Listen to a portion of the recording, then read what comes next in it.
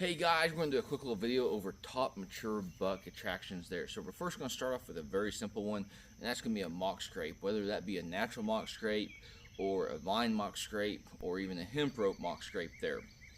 Those are great locations, or in addition to any kind of hunting location you guys have, running those cellular cameras. We actually love Black Flash, the X Pro or Pro 3 series from Tacticam there. Running over those trail cameras where there's a no glow works out very good there. And then the second one is going to be water.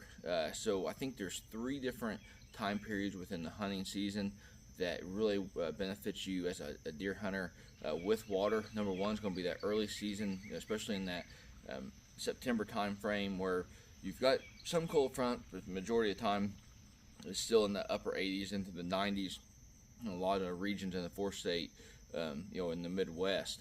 And then the second one is going to be during the rut or pre-rut time period there, where those deer are just constantly traveling. Those big mature deer not eating a whole lot there, but they're always kind of stopping in certain little water holes there, getting a quick little drink, and then moving on to the next deer bedding area. And then the third one is going to be late season there. I think it's a pretty it's an uncommon situation, especially in the 4-state region of Kansas, Oklahoma, Arkansas, Missouri there, that little pocket. But on occasion, in the last 4 or 5 years, we've actually seen this a couple of times where we've got these big fronts that move through and actually dip into the teens for multiple days, and it basically freezes up all your water source. Well, if you have an open water source, you're going to have a pretty good chance of harvesting the big mature deer if he's around. I can show you some trail camera video of one instance there. I think it was in January, but I actually had a deer come up to one of the water tanks that he had been constantly hidden, and I think he was only 4.5 years old. So hopefully he's made it through the season there. We'll maybe get a chance at him at 5.5 this year.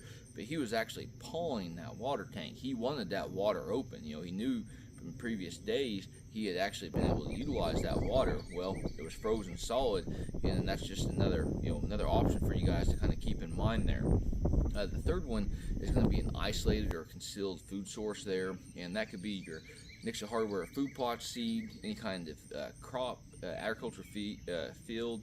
If you guys are running any kind of protein or supplement feeding, if your state allows that, all that kind of comes in there. The last thing you want to do is just go in there constantly and just bust out all those deer thinking, hey, I'm hunting. But in reality, what you're doing is you're educating those deer on into the future, and not just this year, but going forward there. Again, you may educate a deer that's 1.5 years old, and he may not ever return in there, and then you may have you would have had a chance at him at 4.5, 5.5-year-old harvest if you played it smart there.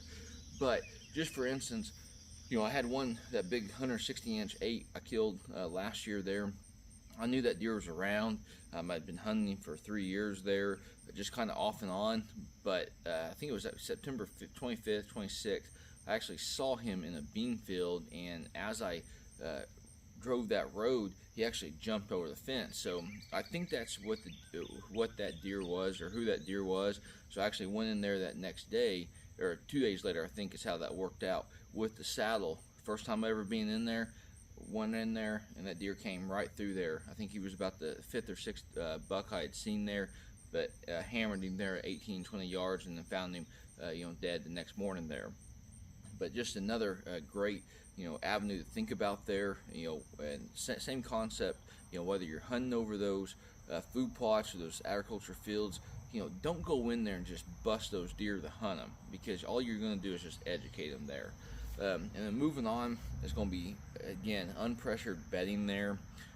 Really just unpressured anything. Those big mature deer, I'm talking 4.5, 5.5, really even 3.5-year-old deer are really starting to figure out, hey, what hunting pressure is. And the more they see you, the less they're going to be moving during daylight in that area. And so you got to definitely educate yourself on this thing, and then also take a proactive approach running cellular trail cameras and making sure that you understand their patterns there, how you can get in and out of that location very clean, or as clean as you possibly can, and you move forward. And then that really leads into really the most important thing on any of your guys' hunts, is the entry and exit that you guys choose. And you may have a rock solid entry and exit, but you have got to understand your wind and thermals on your entry, exit, and during the hunt. Because if you do not do that and you walk in there, you're going south with a north wind, you have just educated and blew out every single deer, and you may not even know that they were even in there.